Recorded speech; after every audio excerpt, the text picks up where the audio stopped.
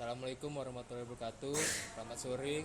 Kami dari kelompok 13 akan melakukan wawancara kunjungan kedua kepada saudara Adit. Saya persilahkan. Selamat sore Kak. Sore. Eh, Bagaimana awal mula Kakak memikirkan untuk mendirikan usaha sop buah ini? Awal mulanya kalau dibilang ini usaha turun menurun dari orang tua saya. Jadi saya di sini hanya untuk meneruskan usaha dari orang tua saya. Yang kedua, apa tujuan Kakak mendirikan usaha sop buah ini? Tujuannya ya pastinya untuk mengembangkan usaha dari orang tua saya. Karena cabang dari usaha ini bukan cuma satu, ada di mana-mana. Jadi sayang aja kalau nggak diterusi, karena umur orang tua saya juga udah tua. Jadi orang tua saya mengasih amanah kepada saya supaya meneruskan usaha ini agar tidak mati. Sepanjang Kakak buka usaha ini, apakah ada kesulitan Kakak dalam membuka usaha produk ini? Kalau dibilang kesulitan, kalau dari buat usahanya sih nggak ada sih. Tapi kalau kita sebagai penjualan, pasti kan ada kesulitan dalam masanya untuk orang membeli gitu. Persaingan bisnisnya juga, karena kan yang jual sop buah ini nggak hanya satu. Lagian pun pelanggannya itu nggak tiap hari untuk membeli sop buahnya itu. Menurut Kakak, karakteristik usaha sop buah ini termasuk jangka panjang atau jangka pendek, Kak? Menurut saya jangka panjang, karena kalau dibilang usaha ini udah dibuka dari tahun 2018. Jadi sampai sekarang usaha ini masih saya jalankan, karena dibilang usaha ini juga udah terkenal di mana-mana. Jadi kalau dibilang ini bakalan jangka panjang. Kalau Kakak ada nggak punya target per hari dalam buka usaha ini, Kak? Setiap penjualan, setiap pengusaha pasti ada targetnya tiap harinya. Tapi kan kita nggak bisa nentuin target per hari itu berapa. Tapi kalau dibilang semua usaha juga punya target masing-masing, dan juga pasti semuanya nggak mikiri keuntungan aja, pasti kan di mana-mana ada ruginya juga, karena nggak tiap hari. Via online atau tidak, Kak?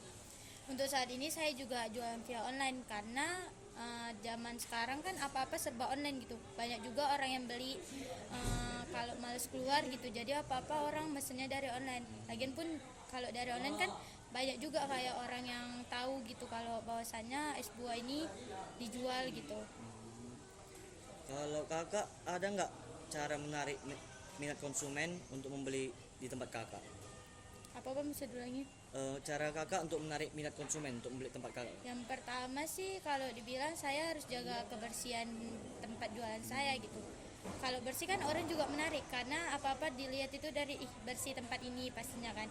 Jadi orang juga menarik untuk beli ke tempat saya gitu kan. Dan juga saya harus pastikan kualitas dari rasa dari sop buah saya itu harus benar-benar enak gitu.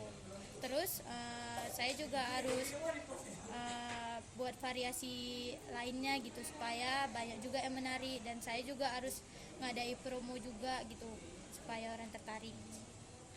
Kalau Kakak, kalau misalnya konsumen kan memberi komplain sama Kakak setelah beli produk Kakak, ada apa nggak, Kak? Sama dari awal jualan sih belum ada sih, karena rasanya pun dijamin enak gitu. Banyak juga pelanggan yang beli di sini, banyak yang bilang kalau sop buahnya itu enak. Jadi banyak juga pelanggan yang balik lagi untuk beli, karena sop buahnya itu udah terjamin enak gitu. Apa alasan Kakak memilih untuk membuka usaha di lokasi ini, Kak? Saya sebenarnya banyak sih lokasi yang saya survei gitu kan, tapi menurut saya ini sih yang cocok gitu, karena tempatnya strategis. Di sini ramai juga gitu, karena udah saya pantau juga sama berapa minggu gitu kan. Saya juga kalau kita survei tempat itu, kita nggak hanya sehari gitu kan, misalnya kita harus memastikan gitu, misalnya dari hari Senin sampai hari Minggu tuh kayak mana gitu, apa sih suasananya, apakah hari Senin rame gitu. Jadi saya memilih ini karena menurut saya strategis, banyak yang beli gitu. Bahan-bahan dan buah-buahan yang Kakak persiapkan untuk dijual apa, Kak? Bahan-bahannya ya seperti kayak plastik, pipet, gelas, pisau kan, terus gula, sirup gitu kan. Terus kalau buah-buahnya ya buah-buah biasa sih sebenarnya yang sering kita makan kayak semangka, pepaya, apel, buah naga, melon, buah pir, dan kadang ada juga sih yang minta nata de coco gitu. Terima kasih ya, Kak, sudah mau menyempatkan waktu Kakak untuk mewawancarai kami, Kak. Sama-sama, Bang. Sekian dari hasil presentasi sore ini. Saya ucapkan terima kasih untuk Stephen Sibuya karena telah mendokumentasikan video dari kelompok 13. Saya ucapkan assalamualaikum warahmatullahi wabarakatuh.